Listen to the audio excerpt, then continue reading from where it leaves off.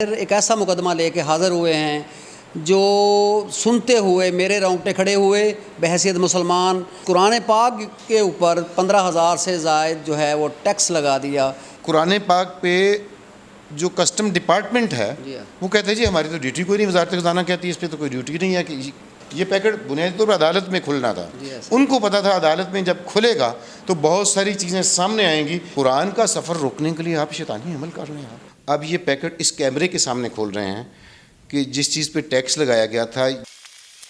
بسم اللہ الرحمن الرحیم۔ السلام علیکم، میں رانا خالد قمر آپ کی خدمت میں حاضر ہوں رائز ٹی وی سے۔ میرے ساتھ موجود ہیں نواز طاہر۔ نواز طاہر ایک ایسا مقدمہ لے کے حاضر ہوئے ہیں جو سنتے ہوئے میرے رونگٹے کھڑے ہوئے بحیثیت مسلمان۔ میرے دل میں جو جس طرح کا درد تھا وہ میں آپ کو لفظوں میں بیان نہیں کر سکتا۔ میرے رونگٹے تو کھڑے ہوئے لیکن میری آنکھیں جو ہیں وہ بھی اس طرح کے جس طرح کا یہ مقدمہ لے کے آئے ہیں سنتے ہوئے وہ بھی آنسوؤں سے تر ہیں۔ یہ نواز طاہر کے مسز جو ہے ان کا انڈونیشیا میں انتقال ہوا۔ ان کے جو سسرال ہے انہوں نے ان کو پاکستان میں قرآن پاک کا جو ہے مقدس تحفہ بھجوایا۔ اب حکومت پاکستان نے اور ایک DHL ایک کمپنی ہے اس نے قرآن پاک کے اوپر 15,000 سے زائد جو ہے وہ ٹیکس لگا دیا اس ریاست میں جو کلمہ کا نام پہ بنی۔ اب ان کا یہ مقدمہ کیا ہے یہ ان کی زبانی سنتے ہیں۔ جو چیز آپ کی تھی وہ آپ کی امانت آپ تک آ گئی۔ اب اصل بات یہ ہے کہ اب جو اس مملکت خدا داد پاکستان جو کلمہ کا نام پہ جو ریاست وجود میں آئی اس میں یہ ہو رہا ہے کہ قرآن مجید پہ اور جائے نماز کے اوپر 15,000 سے زائد جو ہے وہ ٹیکس ہے۔ آپ اس پہ جو ہے اب آپ کیا کہتے ہیں؟ اور اس ٹیکس کی آپ کو تفصیل بتاتا ہوں کہ قرآن پاک جی چیزوں پہ ٹیکس لگا کتنا ہے تاکہ ایک ایک چیز جو ہے وہ آپ کو ریکارڈ پہ آ جائے، کلیئر ہو جائے کہ کتنا لگا ہے۔ جو ہے نا وہ بتا رہے ہیں۔ ٹیلی فون کا وہ میسج ہے اور وہ لیٹر ہے جو DHL جس کمپنی کے ذریعے کوریئر کمپنی کے ذریعے ہے اس کی طرف سے ملا۔ اس کے مطابق ٹیکسز کی شرح دیکھیے، چیزیں انہوں نے لکھی ہوئی ہیں ڈیٹیلز میں، اور جو سب سے پہلی ڈیوٹی ہے وہ ہے جناب 5,875 روپے۔ یہ کس چیز کی ہے؟ یہ انہوں نے بس چیزیں ہی لکھی ہوئی ہیں۔ ٹھیک ہے، مطلب یہ ساری ہیں یہ قرآن جی ٹھیک۔ اچھا، اس کے بعد اچھا مطلب اس میں یہ ڈیٹیل نہیں لکھی کہ کس چیز پہ ہے۔ یہ مطلب یہ بھی ہو سکتا ہے جیسے کہ طریقہ کار ہے کہ تاکہ اسلامی ملک ہے یہ پھڈا نہ پڑ جائے، لوگ جو ہے نا اس کا واوا لانا چاہتے ہیں۔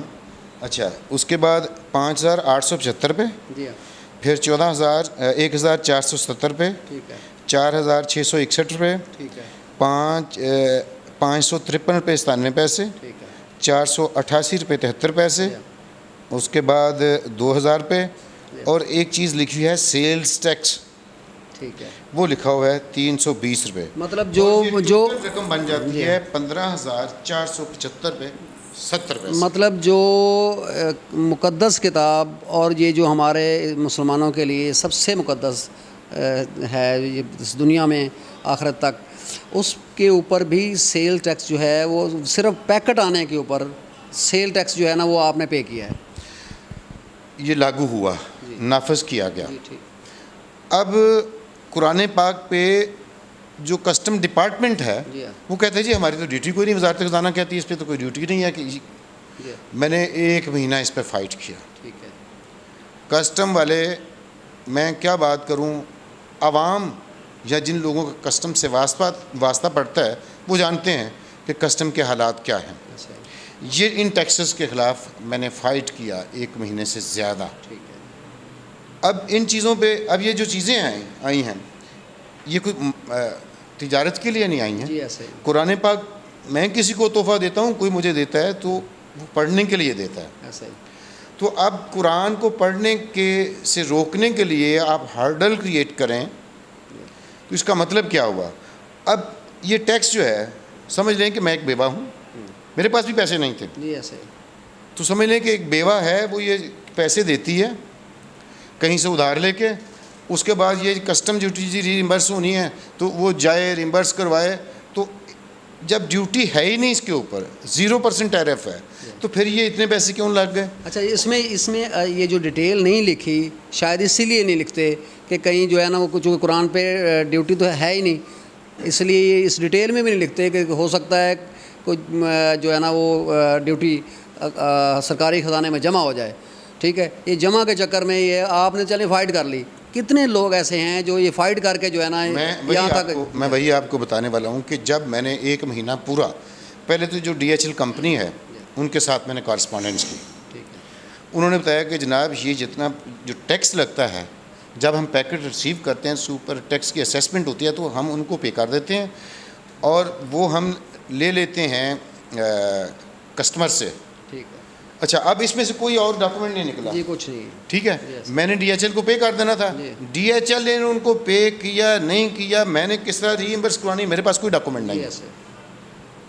تو اس کا مطلب ہے کہ یہ 15,000 روپے کہیں گئے, وہ گئے DHL کے پاس, جہاں گئے کسٹم ڈپارٹمنٹ کے پاس. یہ بالکل اندھیرے میں بات ہے, کسی کو کچھ نہیں پتا.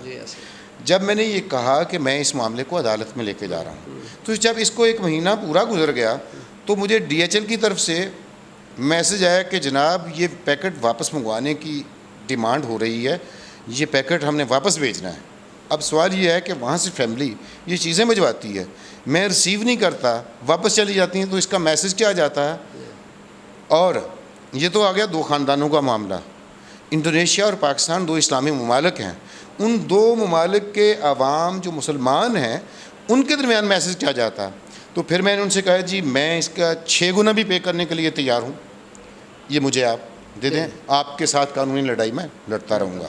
پھر خاموشی کے ساتھ, میں گھر میں نہیں تھا, یہ پیکٹ میرے گھر میں چھوڑ کر وہ چلے گئے. ان کو پتہ تھا کہ یہ معاملہ عدالت میں ہے, یہ پیکٹ بنیادی طور پر عدالت میں کھلنا تھا.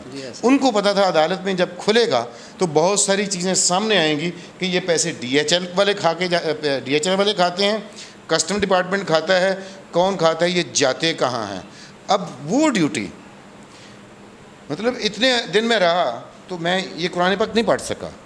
آج سے میں پڑھوں گا, کل سے پڑھوں گا, یا جو بھی میرا اور قرآن پاک کا اور بھیجنے والے کا مسئلہ ہے, اللہ کا مسئلہ ہے, تو مجھے تو اس سے رکھا گیا نا, دور فاصلے پہ رکھا گیا. قرآن پاک نے جو سارا عمل کیا اس کے اوپر جو کسٹم ڈیوٹی لگی, اس کے سفر میں اور مجھ تک پہنچنے میں اس کو روکنے کے لیے ایک مکمل شیطانی عمل کیا گیا ہے. میں اس کو شیطانی عمل کہوں گا جو ریاست پاکستان کی طرف سے ہوا. قرآن کا سفر روکنے کے لیے آپ شیطانی عمل کر رہے ہیں, یہ کون سا حساب ہے؟ میں ان سب لوگوں کے ساتھ ہوں جو سویڈن میں قرآن پاک یا دنیا کی کسی بھی جگہ پہ قرآن پاک کی تکریم کے منافی اقدامات کرتے ہیں اور ہم لوگ اس کی مذمت کرتے ہیں. سوال یہ ہے کہ جب ہم اس کی مذمت کرتے ہیں تو قرآن کا راستہ روکنے کے لیے, کسی کو قرآن پڑھنے سے روکنے کے لیے جو ڈائریکٹ اور انڈائریکٹ ایفرٹس ہیں ان کو ہم کیا کہیں گے؟ ہم کہاں کھڑے ہیں؟ کون سے مسلمان ہیں؟ ہم قرآن کی تکریم کر رہے ہیں. یہ سوال ہے اتنی بڑی لمبی داڑھیوں والوں سے بھی, اور میں جس کی کوئی داڑھی نہیں ہے لیکن الحمدللہ میں کلمہ گو ہوں. ہم سب سے ایک سوال ہے کہ ہم قرآن کی تقریب میں, قرآن پڑھنے میں اور اس کی رکاوٹیں, اس کے رستے میں رکاوٹیں ڈالنے میں ہم کہاں کھڑے ہیں؟ کون زیادہ قرآن پاک کی تکریم کر رہا ہے, تکریم کی نفی کون کر رہا ہے؟ یہ ہم سب کو سوچنا ہوگا. جی تو ناظرین, یہ نواز طاہر تھے, یہ ان کا مقدمہ تھا. یہ ان کا مقدمہ نہیں ہے, یہ امت مسلمہ کا ہے, یہ ریاست پاکستان کا ہے, ریاست پاکستان کے عوام کا مقدمہ ہے, جو آپ نے بھی لڑنا ہے, انہوں نے بھی لڑا ہے, میں نے بھی لڑنا ہے. یہ ہم سب کا فرض ہے کہ اس ریاست پاکستان کے مسلمان حکمرانوں کو ہم نے جگاتے رہنا ہے. اس طرح کے جو وارداتیں قرآن کے نام پہ ٹیکس ڈال کے کی جا رہی ہیں یا ہوں گی یا ہو چکی ہیں, ان کو ہم نے روکنا ہے. اگلے پروگرام تک کے لیے اجازت, اللہ حافظ.